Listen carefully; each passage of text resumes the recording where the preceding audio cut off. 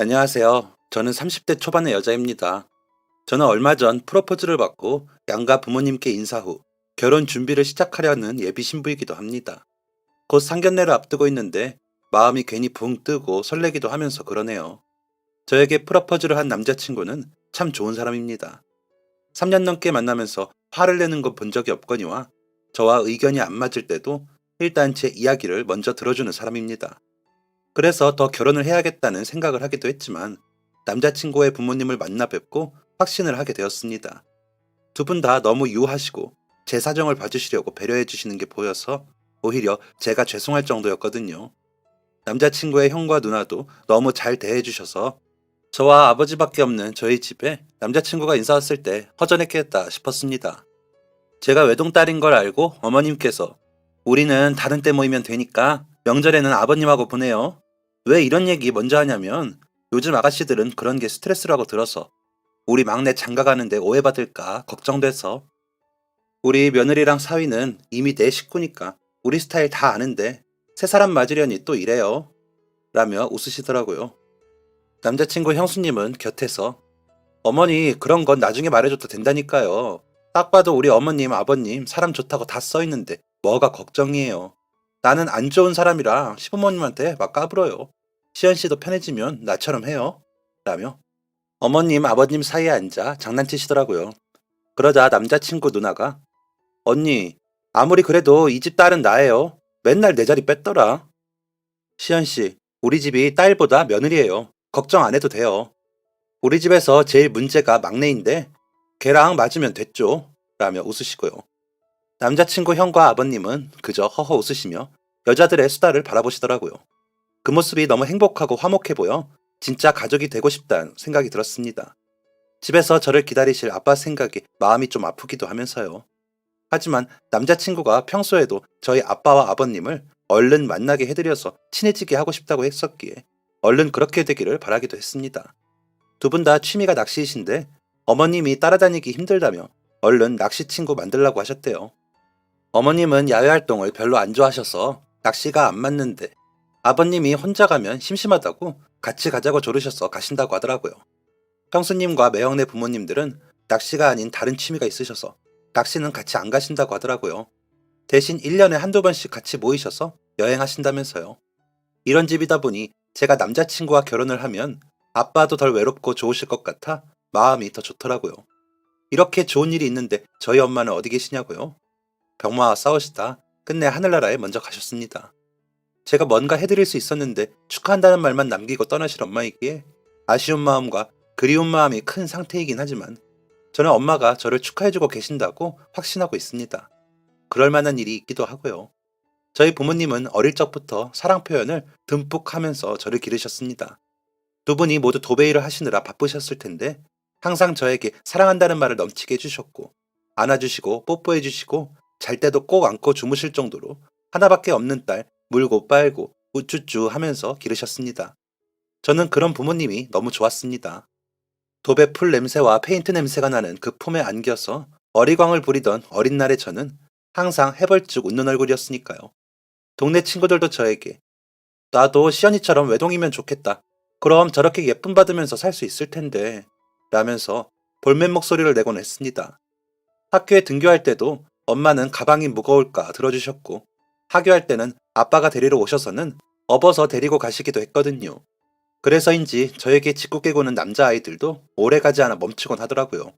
그렇다고 저에게만 비싸고 좋은 물건들을 사주시고 그런 건 아니셨습니다. 평범하게 이종사촌 언니 옷을 물려입고 꼭 필요한 옷들만 사서 입었죠.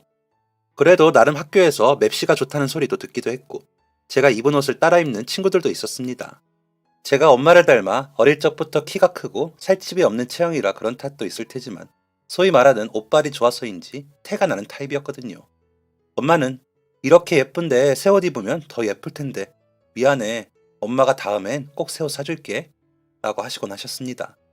하지만 사촌언니 위로도 여자 형제가 없었고 사촌언니와 제가 한 살밖에 차이가 나지 않았기 때문에 옷은 깔끔했었기에 저는 불만이 없었습니다. 다행인 건지 언니와 제가 체형도 비슷하고 취향도 비슷한 데다 좋아하는 색도 비슷했기에 더 그랬던 것 같습니다. 그래서 엄마 옷이 깨끗하기만 하면 됐지 새 옷이 아예 없는 것도 아니고 하면서 넘기곤 했습니다.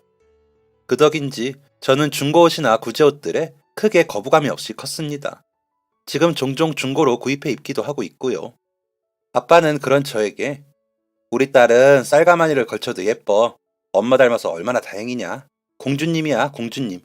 이라며 안아 올려주시며 예뻐해 주셨습니다.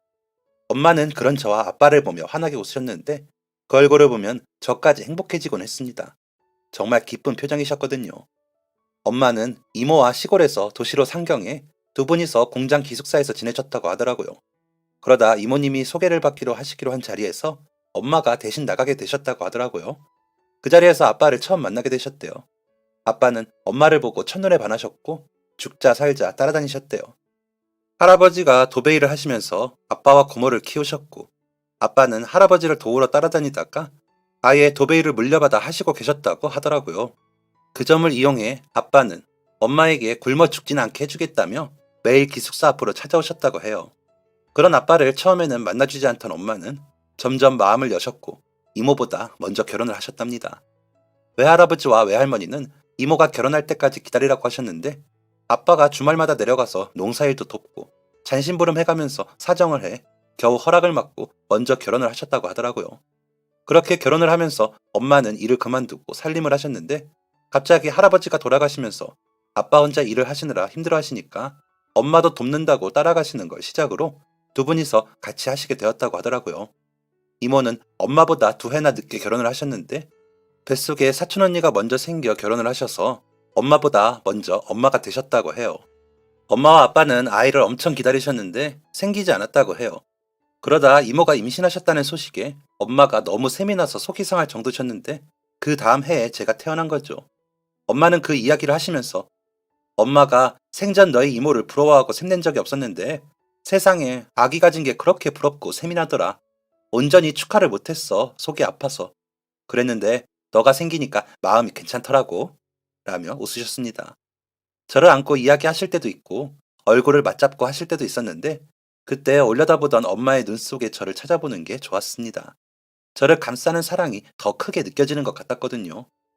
그래서 엄마에게 사촌 언니 태어날 때 이야기를 괜히 묻고는 했습니다. 그럼 엄마는 또 저를 안고 제 눈을 바라보면서 이야기를 해주셨으니까요. 제가 태어나고 엄마와 이모는 사이가 더 좋아지셨는데 이모는 저보다 2살 어린 사촌 남동생을 낳으시면서 이모가 저를 같이 봐주실 때도 많았습니다. 이모부는 엄마와 이모가 같이 다니던 회사에서 만나셨다는데 자세한 내용은 모르고 결혼하시면서 저희 집 근처에 장사를 시작해 이사를 오셨다고 했거든요. 그래서 가까이 살다 보니 저를 이모 댁에 자주 맡기셨습니다. 가면 사촌 언니도 있고 동생도 있으니 심심하지 않아 좋았고 숙제도 같이 하니까 저도 좋았고요. 그런데도 엄마는 제가 학교에서 돌아와 같이 보내지 못하는 시간에 대한 미안함을 크게 가지시곤 하셨습니다. 처음에 학교에 입학할 때도 걱정을 크게 하셨죠. 혹시나 엄마가 일한다고 아이들이 따돌리고 엄마들이 친한 아이들끼리만 놀게 할까봐요. 괜한 걱정이었는데 말이죠. 그런 엄마께 아빠는 당신이 가서 기 좀 죽여주고 와. 그럼 애들도 우리 시연이 함부로 얕보지 못할 거 아니야. 라면서 집 근처 가장 좋은 여성복 매장에 가서 코트를 사주셨습니다. 짙은 녹색의 코트는 엄마와 너무 잘 어울렸고 정말 입학식에 온 엄마들 중 제일 예뻐 보였습니다. 그래서 저는 입학식 내내 기분이 더 좋았습니다. 저렇게 예쁜 사람이 우리 엄마라는 사실이 자랑스럽기도 했으니까요. 그래서 방실방실 잘 웃고 대답도 잘하면서 신이 난 것을 감추지 않았던 것 같습니다. 그렇게 입학식을 끝내고는 예쁜 엄마 손을 잡고 싱글벙글 웃으며 아빠를 만나러 갔습니다. 같이 짜장면을 먹으러 가기로 약속을 해놓은 상태였거든요. 아빠는 갑자기 잡힌 일 때문에 입학식에 못 가시는 대신 짜장면은 같이 먹자고 하셨거든요. 입학식에 다녀오면 다 해놓으신다고요. 하지만 아빠는 일이 많으셨는지 서두르셨는데도 다 못하셨더라고요.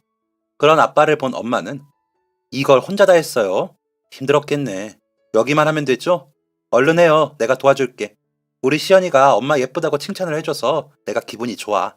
당신이 사준 코트 덕 좀 봐서 내가 인심 쓴다. 라면서 코트를 벗어 저에게 주셨습니다. 잘 안고 있어. 엄마랑 아빠가 얼른 일 끝내고 짜장면 먹으러 가자. 라면서요. 엄마의 당부에 알았다고 씩씩하게 대답을 하면서 받아든 그 예쁜 코트를 저도 입어보고 싶더라고요. 엄마가 입었을 때는 엉덩이 아래까지 덮는 길이었지만 갓 초등학교에 입학한 저에게는 발목까지 오더라고요. 그래도 걸치고 기분 좋게 왔다 갔다 하며 모델처럼 이리저리 걸으며 뽐내듯 다녔습니다. 그러다 코트가 벗겨지며 엉덩이 안쪽에 페인트가 묻었습니다. 엄마 아빠는 일하시느라 그 장면을 못 보셨고 흐릿하게 묻은 페인트는 자세히 보지 않으면 모르겠더라고요. 그래서 저는 은근슬쩍 코트를 다시 입고는 엄마에게 말하지 않았습니다. 처음 입은 코트에 페인트를 묻혔다고 말을 해 엄마의 기분을 해치고 싶지 않았거든요. 그냥 저 혼자 조용히 묻어두면 아무도 모르겠거니 싶었습니다. 일을 마치신 엄마와 아빠를 아무렇지 않게 맞이하고는 짜장면을 먹으러 갔습니다. 얼마나 맛있던지 다음날 사촌언니와 사촌동생에게 자랑을 할 정도였습니다. 엄마랑 아빠가 저녁은 이모부가 하시는 치킨집에서 치킨을 사주셨는데 그것도 자랑을 했을 정도였습니다. 지금도 제 기억 속에 초등학교 입학일은 가장 완벽한 날 중에 하루였습니다. 엄마와 아빠가 저를 위해 온전히 하루를 보낸 날들은 모두 행복했지만 유난히 그날은 더 그렇게 느껴졌습니다. 왜인지는 아직도 모르겠어요. 어쩌면 엄마의 표정이 너무 행복해 보여서일 수도 있고 엄마가 유난히 더 예뻤던 날이어서일 수도 있다는 생각을 하지만 엄마는 그 후로 좋은 일이 있을 때마다 그 코트를 입으셨고 그때마다 더 예쁘셨습니다. 아빠도 엄마가 그 코트를 꺼내어 입으실 때면 아이고 사모님 오늘따라 더 멋부리셨습니다 라면서 웃으시곤 하셨으니까요. 제가 만들어 놓은 페인트 자국은 잊어버리고 그저 엄마가 그 코트를 입고 외출하시는 날에는 엄마가 예쁘다고 생각했습니다. 그런 날들은 생각보다 많진 않았지만 엄마의 몇 안 되는 외출복 중 제일 엄마와 잘 어울리는 옷이라고 생각했습니다. 그래서인지 그 코트에 대한 남다른 애착이 있었던 것 같기도 하고요. 그냥 그 코트를 입은 엄마의 모습을 근사하다고 생각하며 더 좋아했던 것 같습니다. 학부모 모임, 친척들 결혼식, 부모님 친구분들 각종 행사 등등 엄마는 그 녹색 코트를 입고 참석하시며 맵시를 뽐내셨습니다. 엄마, 난 엄마가 이 코트 입는 날이 제일 예뻐 보이는 것 같아 라면서 엄마를 올려다보며 제가 품에 안기면 엄마는 우리 공주 고맙습니다 하면서 기뻐하셨습니다. 그러던 어느 날부터 엄마는 그 코트를 입지 않으셨습니다. 저는 그저 엄마가 외출할 일이 없어 그러신가 보다 했죠. 제가 중학교에 들어가고 얼마 후 엄마는 매우 바빠지셨거든요. 아빠가 사다리에 올라가 일을 하시다가 같이 일하던 다른 아저씨의 실수로 떨어져 허리를 크게 다치셨거든요. 여름방학이 얼마 남지 않은 때였는데 학교에 있다가 연락을 받고 병원으로 달려갔을 때 아빠는 머리에도 크게 반창고를 붙이고 계셨고 허리에도 칭칭 붕대를 감고 계셨습니다. 제가 병실에 들어가는데도 아빠는 일어나지도 못하시고 고개만 겨우 돌리셨습니다. 몸통을 아예 움직이지를 못해 누운 채로만 계셔야 했습니다. 엄마는 그런 아빠 곁에서 손과 발이 된 것처럼 수발을 드셨습니다. 하지만 쌓여가는 병원비를 감당하기에는 저희 집은 여유롭지 못했습니다. 아빠랑 엄마랑 함께 일을 하셔도 겨우 감당을 하며 살던 살림은 아빠가 병원에 계시고 엄마는 수발을 드시는 상황에서 감당하기가 벅차셨을 겁니다. 언제부터인가 집안의 물건들이 작아지고 사라지고 하더라고요. 예를 들면 TV가 작고 낡은 걸로 바뀌었거나 냉장고가 양문형이었다가 작은 크기로 바뀐다거나 하는 식으로요. 아빠에게 선물 받았다며 좋아하시던 반지나 팔찌 같은 작은 주얼리 종류들도 안 보이기 시작했죠. 그러면서도 엄마는 저를 만나실 때마다 웃으셨습니다. 아빠가 오늘은 옆으로 돌아 누우셨어. 아직 일어나 앉기는 힘드시지만 곧 하실 수 있을 것 같아. 식사도 전보다 더 많이 하셨다. 라며 병원에서 있었던 일들을 말씀하시면서도 하나도 힘들지 않으신 것처럼 웃으셨습니다. 아빠는 엄마가 아빠 때문에 너무 힘들어 하시지. 얼른 일어나야 될 텐데 시연이한테도 미안해. 아빠가 지금 이러고 있으면 안 되는데 라며 속상해 하시기도 하셨는데 엄마는 그런 티가 전혀 나지 않았습니다.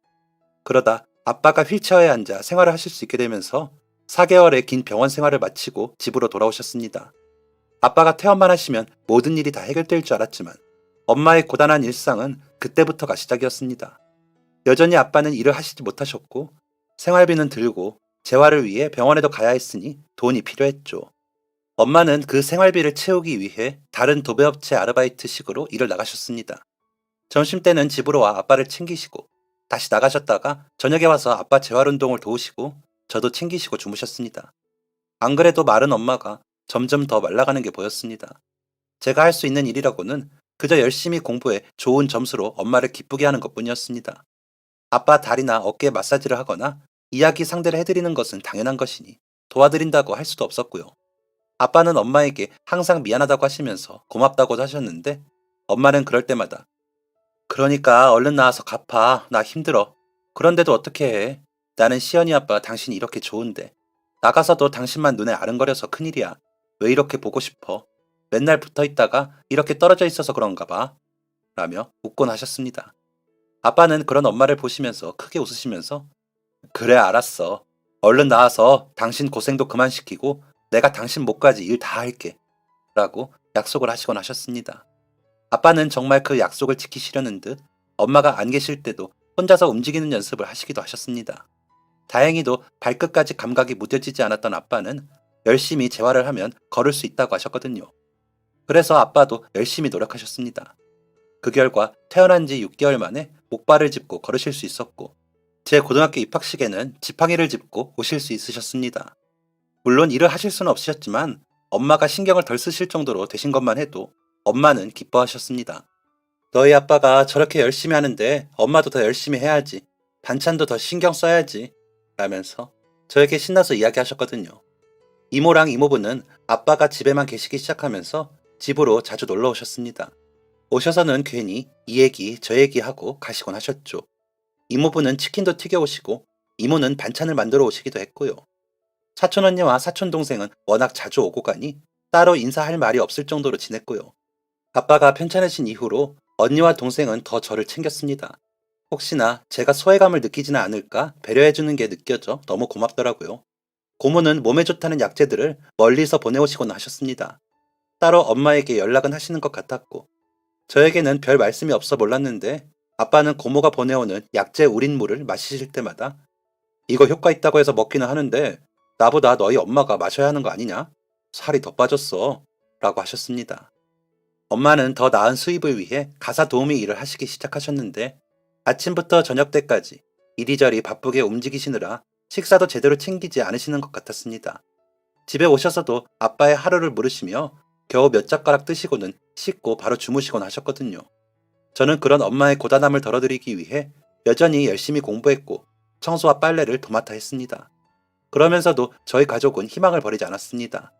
어쨌거나 아빠는 점점 더 나아지고 계셨으니까요. 누워만 계시면서 식사며 대소변, 기저귀를 갈아야 했던 시기를 지나 지팡이를 짚기는 하셔도 걸을 수 있게 되었으니까요. 더 좋은 상태가 되겠다는 아빠의 의지도 강하셨고 그만큼 열심히 운동을 하시고 계시다는 걸 알고 있었기에 희망을 버리지 않고 더 나아지기를 바라며 버텼습니다. 하지만 그 희망은 엄마를 갈아 넣은 토양 위에 피운 꽃이라는 것을 우리 가족 모두 알고 있었지만 내색하진 않았습니다. 저는 제가 대학을 가고 취직을 하면 엄마에게 그만큼 보상이 될 거라는 큰 착각을 하고 있었고 아빠는 얼른 좋아져서 다시 도배일을 하실 거라고 생각하고 계셨으니까 조금만 더 엄마가 버텨주기만을 바랄 뿐이었죠. 미안함과 고마움에 대한 표현을 그저 각자 자리에서 열심히 하는 것으로 대신하려고만 했습니다.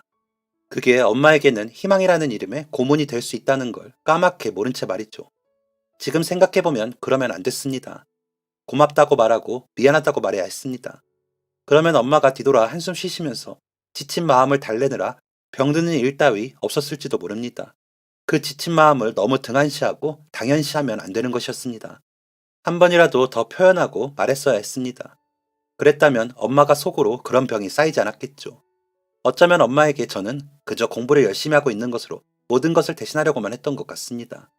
그게 엄마가 좋은 일이 아니라 저를 위한 일인데도 엄마가 저를 사랑하는 그 마음을 이용해 엄마에게 월권을 행사한다는 것을 몰랐던 거죠. 말썽 안 부리고 공부만 잘하면 자식으로서 모든 걸 다 하는 줄 단단히 착각했던 겁니다. 건방지고 웃기는 일이죠. 결국 성적 좋아 좋은 대학 가고 좋은 회사 가는 건 엄마가 아니라 저였는데 말이죠. 그저 저의 미래를 위해 제 할 일을 하는 것 뿐이었는데 마치 엄마를 위해 대단한 일을 하는 양 굴면서 부끄러운지도 몰랐습니다. 엄마는 그런데도 저에게 엄마는 우리 시연이 덕에 살아 고마워 라고 하셨습니다. 제가 고등학교에 가면서 아빠가 빨래나 청소를 하시고 반찬과 밥도 하셨거든요. 그런데 가끔 제가 아빠를 챙긴답시고 뭐라도 해놓으면 그렇게 좋아하시면서 그렇게 말씀하시면서 저를 품에 안고 볼을 부비면서 웃으셨습니다. 그런 엄마의 모습을 자주 보고 싶다가도 공부한다는 핑계로 자주 하지도 못하면서 그렇게 잘난 척을 했습니다. 아빠는 내가 한다고 하는데 그래도 제대로 못하지. 미안해. 더 꼼꼼히 할게요. 라면서 말씀하시곤 하셨는데 그런 아빠를 보며 엄마는 아이고 그런 말씀 마세요. 저는 지금도 너무 감사합니다. 내가 일한답시고 당신이랑 시연이 더 못 챙겨서 미안하지. 엄마가 입학식도 못 가고 엄마가 나빴지? 라며 웃으셨습니다. 그런 엄마에게 대학교 입학식에는 꼭 와야 해. 고등학교 졸업식에도 라며 대답했습니다. 그때는 엄마가 환하게 웃으셔서 엄마가 진짜 너무 행복하신 줄 알았는데 지금 돌이켜보면 너무 철딱서니 없는 딸이었기에 부끄럽고 속상합니다. 저는 열심히 한 만큼 집에서 가까운 서울 상위권 대학에 입학했습니다. 정치 외교학을 전공하며 외교관의 꿈을 꾸기도 했죠. 엄마는 그런 저의 꿈을 지지해 주시면서 엄마는 외국에 한 번도 못 가봤는데 우리 딸은 어디든 다니면서 살아 멋지게 엄마처럼 살지 말고 라면서 축하해 주셨습니다. 저는 대학에 가서도 열심히 공부했습니다. 장학금을 받아야 엄마의 부담을 덜어드릴 수 있으니까요. 과외 알바를 하기도 했고 문서 번역 알바도 틈나는 대로 했습니다. 승무원이 꿈이던 사촌 언니는 영어 공부를 위해 어학 연수도 다녀오고 했지만 저는 그럴 엄두도 못 냈죠. 그때는 그게 되게 큰 희생인 줄 알았는데 엄마의 희생에 비하면 아무것도 아니었다는 걸 생각도 못했습니다. 그렇게 저는 3학년까지 올라가며 내내 성적 장학금을 받았고 모두들 제가 외교관이 되기 위한 공부를 시작하기 위해 준비를 할 거라고 생각했습니다. 4학년에 올라가면서 저 역시도 그렇게 생각하고 준비를 하기 위해 이런저런 정보들을 모으기도 했고요. 하지만 저는 이내 일반 기업에 취업 준비를 시작할 수밖에 없었습니다. 돈이 필요해졌거든요. 아빠는 여전히 지팡이를 짚고 다니셨지만 전보다 더 걷고 움직이시는 것이 부드러워지셨습니다. 아빠는 재활을 꾸준히 하시면서도 더 이상 벌이가 없이 사실 수 없다면서 작은 로또방을 시작하셨습니다. 장애 등급을 인정받으면 차릴 수 있다면서 여기저기 알아보시더라고요. 엄마가 열심히 일해 모은 돈으로 크지는 않지만 작은 로또방을 차리실 수 있게 되어 아빠는 이모부 가게 근처에서 장사를 시작하셨습니다. 엄마는 너무 기뻐하시면서 어휴 우리 남편이 이제 돈 버니까 나도 더 열심히 해야겠네 라고 하셨습니다. 그러면서 정말 더 열심히 일하셨습니다. 아빠가 아프시면서 지은 빚도 거의 다 갚았다며 너무 좋다고 하셨습니다. 집안의 물건들을 내다 팔고 작은 걸로 바꾸면서도 생활은 빠듯했겠죠. 당연히 아빠 수술비와 재활치료비가 적은 돈이 들어가는 게 아니었을 테니까요. 그래서 어쩔 수 없이 도배 매장도 급하게 내놓고 할아버지가 사시던 집도 팔고 해보셨지만 모자라셨겠죠. 저도 학교에 보내시려면요. 생각해보면 아빠가 병원에 입원해 계실 때도 저는 어렵다는 말을 하긴 했지만 단 한 번도 부족하게 학교에 다녀본 적이 없습니다. 필요한 만큼 교재도 사서 공부했고 학원도 다닐 만큼 다녔고요. 그 모든 걸 엄마가 병간호하면서 어떻게 다 감당을 하시나요? 당연히 대출도 받고 하셨겠죠. 엄마는 정말 최선을 다하셨죠. 그런데도 엄마는 집에 빚이 있는 걸 마음 아파하시고 미안해 하셨습니다. 그렇게 아침부터 저녁까지 일만 하시면서 아빠와 저에게는 너무 고맙다. 덕분에 내가 산다. 내가 무슨 복이 있어 이런 남편과 딸을 만나 다른 거 신경 안 쓰고 일만 하는지 모르겠다. 나만 속 편한 것 같아 미안하다. 라며 말씀하시곤 하셨거든요. 사실 모든 건 다 엄마 덕분이었는데 저는 엄마가 그렇게 이야기해 주시는 걸 들으며 으쓱거리기만 했습니다. 철딱서니 없이 잘난 척만 한 거죠. 아니 어쩌면 나밖에 모르는 바보 주제에 잘난 척 한 걸 수도 있겠습니다. 저는 그걸 대학교 4학년이 돼서야 알았습니다. 과외 알바를 끝내고 공부를 하기 위해 가면서 커피를 사려고 줄을 섰는데 전화가 울렸습니다. 아빠더군요. 원래 제가 집에 도착하기 전까지 문자는 자주 하셔도 전화는 잘 안 하시는데 전화가 와 약간 놀란 상태로 전화를 받기는 했습니다. 시연아, 지금 너희 학교 병원으로 올래? 엄마가 집에 들어왔는데 코피가 많이 나고 피를 많이 토해서 지금 병원에 와 있거든. 엄마는 검사한다고 여기저기 다니는데 아빠가 혼자 있기가 좀 힘들어서 라고 하시는데 금방 갈게요 라고 대답하고 얼른 병원으로 향했습니다. 응급실 입구에는 아빠가 머리를 감싸고 앉아 계시더군요. 곁에 둔 지팡이가 아니었다면 아빠를 찾을 수 없었을 정도로 구겨지듯 계신 아빠를 보니 괜히 눈물부터 났습니다. 엄마는? 이라고 물으며 제가 곁에 가서 앉으니 그제야 아빠는 고개를 드셨습니다. 그러더니 엄마는 지금 계속 검사해. 엄마가 너무 힘들었나 봐. 아빠 잘못이지 뭐. 이제 조금 편해지나 싶었는데 라고 말을 하셨습니다. 그 말을 하는 내내 겨우 울음을 참는 아빠를 보고 있자니 저 또한 눈물이 맺혔습니다. 엄마의 몸이 나빠질 거라는 것은 왜 생각도 하지 못했을까요? 그렇게 말은 엄마가 소화가 안 된다면서 식사를 겨우 몇 숟가락 하시는 걸 보았으면서 왜 엄마는 괜찮을 거라고 생각했을까요? 왜 엄마는 내가 열심히 하고 있으니 다 좋을 거라고 착각을 했을까요? 엄마는 그저 다 괜찮은 줄로만 알았던 어리석은 제가 정말 미웠습니다. 바로 입원실로 입원을 한 엄마는 몇 가지 검사를 더 받으셨습니다. 엄마는 혈액 검사를 받은 후에도 정밀 검사가 더 필요하다며 MRI, CT 같은 드라마에서 보던 검사들을 받아야 하셨습니다. 엄마는 정신을 잃지는 않으셨기에 괜찮아. 진짜 그동안 하나도 안 아팠어. 아팠으면 먼저 병원에 왔지. 그냥 너무 피곤해서 그런 거야. 검사비 아깝게. 라고 하시는데 엄마 좀 지금 그런 말이 나와? 하라는 검사 다 해. 나 돈 있어. 라면서 화를 냈습니다. 엄마에게 화가 난 게 아니었는데요. 엄마는 그런 저를 보며 웃으셨지만 이내 표정이 굳어지시더라고요. 아마 걱정도 되셨을 테고 화를 내는 제게 서운도 하셨겠죠. 그때도 그냥 좋게 웃으면서 말을 했어야 했는데 그러지 않은 게 지금까지도 마음이 아플 줄은 몰랐습니다. 검사 결과 엄마는 위암이라는 병을 진단받으셨습니다. 아마도 불규칙한 식사와 일에 쫓겨 헐레벌떡 먹는 습관이 여러 위장 장애를 일으켰을 거라고 짐작을 할 뿐이었습니다. 외할머니가 살아생전에 잘 체하셔서 그저 유전이라고 체질이라고만 알았는데 그게 아니었던 거죠. 이미 산기이고 전이가 의심되어 수술을 시도하고 항암 치료를 받아야 한다는 의사 선생님 말씀이 귀에 들어오지 않고 진료실을 맴돌았습니다. 아빠는 엄마의 손을 잡고 고개를 응급실 대기실에서보다 더 숙이셨고 저는 멍하니 그런 엄마와 아빠, 의사 선생님을 바라볼 뿐이었습니다. 일단 수술 날짜를 잡고 퇴원을 하기로 했습니다. 집에 돌아온 엄마는 바쁘셨습니다. 일하던 곳에 사정을 말을 하고 대타를 구해줘야 했고 여기저기 보험사에 암 진단받은 것을 문의하고 진단비와 수술비를 수령하는 것을 알아보시고 여러 서류를 꺼내 저와 아빠가 보기 편하게 정리를 하시는데 정신없으시더라고요. 아빠에게는 보험 증서와 통장, 공과금 처리를 어떻게 하는지 알려주시면서 나 수술하고 있으면 당신이 수고 좀 해줘요. 내가 누워서 할 수가 없어서 그래요. 라며 웃으시는데 그조차도 힘들어 보였습니다. 그제야 그게 보이더라고요. 엄마가 웃는 것조차 지쳐 있었다는 것이요. 저에게는 엄마가 예전에 생활이 어려워서 결혼반지랑 장신구를 다 팔았지 뭐니. 그때는 한 푼이 아쉬워서 팔았는데 이럴 줄 알았으면 결혼반지라도 둘걸. 시연이 물려줄게. 라면서 웃으시더라고요. 그러시더니 병원에 가시기 위해 옷을 챙기시는데 옷장이 휑하더라고요. 정말 일하실 때 옷 말고는 없는 그 옷장을 보는데 눈물이 핑 돌았습니다. 엄마, 옷 좀 사야겠다. 이게 뭐야, 입을 만한 게 하나도 없네. 엄마, 전에 왜 아빠가 비싸게 사줬던 그 코트는 어쨌어? 그거 엄마한테 잘 어울렸는데. 라고 물으며 괜히 엄마 옷장을 뒤적거렸습니다. 그거 진짜 예뻤는데. 옷감도 도톰하고 좋은 옷이어서 비싸게 팔았지. 그때 구제옷집에 돈 될 만한 옷은 다 팔았어. 그 돈도 아쉬워서. 라면서 엄마는 또 웃으시더니 아휴, 그런 얘기는 그만하자. 엄마도 이제 다 나으면 옷도 사 입고 장신구도 사고 할 거야. 수술하고 항암 치료 잘 받고 얼른 나을 테니까 시연이는 외교관 되는 거나 신경 써. 라고 하시더라고요. 저는 아무 말도 못하고 울었습니다.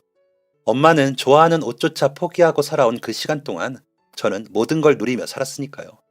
엄마의 그런 희생을 모르지 않았으면서 약간씩 도우며 대단한 일을 하는 양 착한 척 하면서 말이죠. 그런 저의 허영과 자만에 대한 대가로 엄마는 병들어가고 있었는데 그걸 모르고 있었다는 게 너무 부끄럽고 미안해 울었습니다. 그런 바보 같은 딸에게 항상 미안하고 고마운 더 바보 같은 엄마가 안쓰러워 울었습니다. 그러면서도 저를 위해 살라는 엄마의 말에 안심하는 제가 징그러워 울었습니다. 그래서 저는 여기저기 엄마의 코트와 비슷한 코트를 찾기 위해 애를 썼습니다. 엄마가 코트를 샀던 그 브랜드는 이미 없어진 지 오래라 비슷한 옷을 찾기란 힘들더라고요. 엄마에게 퇴원 선물로 하고 싶어서 찾는데 아무리 뒤져도 비슷한 디자인의 그 색의 코트를 찾을 수가 없었습니다. 그러면서 저는 취업 준비를 하기 시작했습니다. 엄마에게 조금이라도 도움이 되고 싶어서요. 수술을 하시고 항암을 받으시면서 생활비 걱정 없이 편하게 지내게 하려면 제가 안정적인 수입이 있어야겠더라고요. 그래서 저는 외교관이라는 오랜 꿈을 접고 취업을 하기로 결심했습니다. 저는 남미 쪽에 관심이 많아 영어와 스페인어를 공부하고 있었기에 언어 특기를 살려 무역 회사에 들어가면 좋을 것 같아 공부를 시작했습니다. 엄마는 그런 사실을 모르신 채로 수술을 받으셨습니다. 그저 본인은 얼른 나아서 저의 미래를 위해 다시 일하실 생각만 하셨죠. 저는 엄마를 위해 틈나는 대로 코트를 찾았지만 비슷한 디자인도 찾지 못했습니다. 그리고 운이 좋게도 몇 군데 지원을 하지 않았는데 저는 취업에 성공을 했습니다. 아빠는 기특하다 하셨지만 미안해 하셨습니다. 아빠가 너무 오래 제 역할을 못해서 엄마도 저리 병이 나고 우리 딸이 꿈도 포기하게 돼서 미안해. 아빠 잘못이다. 라면서 눈에 눈물이 고이셨습니다. 하지만 아빠는 잘못한 게 없으셨습니다. 열심히 일하시다 사고를 당하신 거고 그럼에도 불구하고 한순간도 방만하지 않고 재활에 힘쓰신 결과 혼자 거동하시고 로또방도 하시면서 엄마 병수발을 드셨으니까요. 엄마랑 아빠는 본인들의 일상과 삶이 달라졌지만 저는 일상과 삶이 하나도 달라지지 않았는데 저에게 미안하다고 하시는 부모님의 모습에서 눈물이 났습니다. 오히려 저만 더 나은 방향으로 삶이 좋아졌는데도 부모님은 제가 많은 걸 포기했다고 생각하시는 게 너무 죄스럽더라고요. 그래서 아빠, 엄마랑 아빠가 고생해주신 덕분에 내가 이만큼 잘 컸어. 이제 내 덕 좀 봐요. 뭘 잘못했고 뭐가 미안해. 나 하나 키우느라 엄마 아빠 다 골병 들었는데 내가 미안하고 고맙지. 라고 대답하면서 저도 모르게 주룩주룩 눈물을 흘리고 말았습니다. 아빠는 그런 저를 안고 등을 두드려 주시면서 우리 딸 아니었으면 엄마랑 아빠랑 어떻게 버텼겠니? 그러니까 이번에 또 엄마한테 우리 시연이가 힘 좀 많이 줘. 그럼 엄마가 기운나서 얼른 일어날 거야. 라고 하시더라고요. 그런 아빠를 껴안고 한참을 울었던 것 같습니다. 사실 엄마의 수술 결과가 좋지 못했거든요. 게다가 암덩어리가 크기도 컸고 주변으로 전이가 되어 수술을 받았지만 완벽히 제거가 되지도 않았고 2차까지 받은 항암 치료 결과도 그다지 희망적이지 않았습니다. 하지만 엄마는 마치 아무 일도 없는 듯이 치료를 받으셨고 뜨개질도 하시고 그림도 그리셨습니다. 그러면서 제가 취업에 성공한 것도 굉장히 반기시더라고요. 장하다. 그 큰 회사에 어떻게 들어갔어? 대단해 우리 딸. 이라며 환하게 웃으셨습니다. 그런 엄마가 너무 아파 보였습니다. 그래서 엄마를 위해 뭐라도 하고 싶어 코트 찾기를 계속했습니다. 엄마에게 그 코트를 다시 입게 하면 엄마가 처음 그 코트를 입고 제 입학식에서처럼 건강하고 예쁘게 돌아갈 것 같다는 생각도 했고요. 그렇게 열심히 코트를 찾는 걸 본 사촌 언니가 차라리 중고 거래하는 사이트에 그 브랜드 코트 찾는다고 하면서 찾아봐. 그러면 아예 똑같은 모양의 코트를 살 수 있을 수도 있잖아. 중고라도 차라리 그게 안 낫겠어. 라고 하더라고요. 듣고 보니 그 말이 맞아 언니의 말대로 그 브랜드를 검색했더니 중고 거래에 많이 올라와 있더라고요. 그래서 이리저리 살피고 있는데 정말 엄마의 코트와 똑같은 코트가 판매되고 있었습니다. 떨리는 마음을 붙잡고 상세 모습을 보려고 사진을 보다가 저는 그만 엉엉 울어버리고 말았습니다. 그 옷이더라고요. 저희 엄마가 입던 옷이요. 엉덩이 안쪽에 묻은 페인트 자국 사진을 찍어 전에 구제 매장에서 구입할 때부터 있었는데 세탁해도 안 지워지더라고요. 있는 데는 아무 이상 없습니다. 라는 설명을 덧붙여 놓았더라고요. 제가 묻혀놓은 그대로였습니다. 엄마에게도 말하지 않았던 비밀스러운 그 자국을 엄마가 정말 몰랐을까 싶을 정도로 여전히 뚜렷이 있더라고요. 바로 그분께 연락을 드려 저에게 꼭 파시라고 부탁을 드렸습니다. 그분은 페인트 자국 때문인지 안 팔려서 가지고 계셨다면서 저에게 파시겠다고 하시더라고요. 그래서 2시간 거리를 가 코트를 샀습니다. 집으로 돌아오면서 바로 세탁소에 맡기고 엄마에게 보여드릴 생각에 콧노래까지는 아는데 이모가 이모부 가게에서 뛰어나오다 절 보시고는 시연아, 엄마가! 하면서 우셨습니다. 이모의 얼굴을 보는데 느낌이 오더라고요. 엄마는 제가 세탁소에 가던 그때 정신을 잃고 쓰러지셨고 몸이 불편한 아빠가 혼자 엄마를 추스르지 못해 이모에게 연락을 하셨다고 하더라고요. 제가 늦는다고 했었거든요. 이모와 집으로 달려가 보니 아빠는 구급차를 부르고 벌벌 떨고 계셨습니다. 엄마는 정신을 잃고 계셨지만 숨을 쉬고 계셨고요. 엄마를 들것에 싣고 구급대원들이 내려가고 아빠와 저는 같이 구급차에 탔습니다. 산소 호흡기를 하고 CPR을 하는 구급대원이 환자분 정신 드세요? 구급차 아니에요. 다니시던 병원으로 이송 중입니다. 라고 하시더라고요. 엄마는 저와 아빠를 찾으셨습니다. 구급대원분이 저희에게 자리를 비켜주시자 엄마는 손을 뻗더니 사랑해 라면서 제 손을 잡으시더라고요. 엄마 나도 사랑해 그러니까 라는데 심정지 신호음이 들리더군요. 구급대원분이 다시 한번 CPR을 시도하시는데 병원에 도착했고 엄마는 정신없이 응급실로 실려 들어가셨습니다. 의사 선생님과 간호사 선생님들이 분주히 움직이셨지만 엄마는 깨어나지 못하셨고 먼저 하늘나라에 가시고 말았습니다. 어떤 정신으로 장례식을 치렀는지 모릅니다. 정신없이 장례를 치르고 엄마를 납골당에 모시고 집으로 돌아와서도 아무 생각이 없었던 것 같습니다.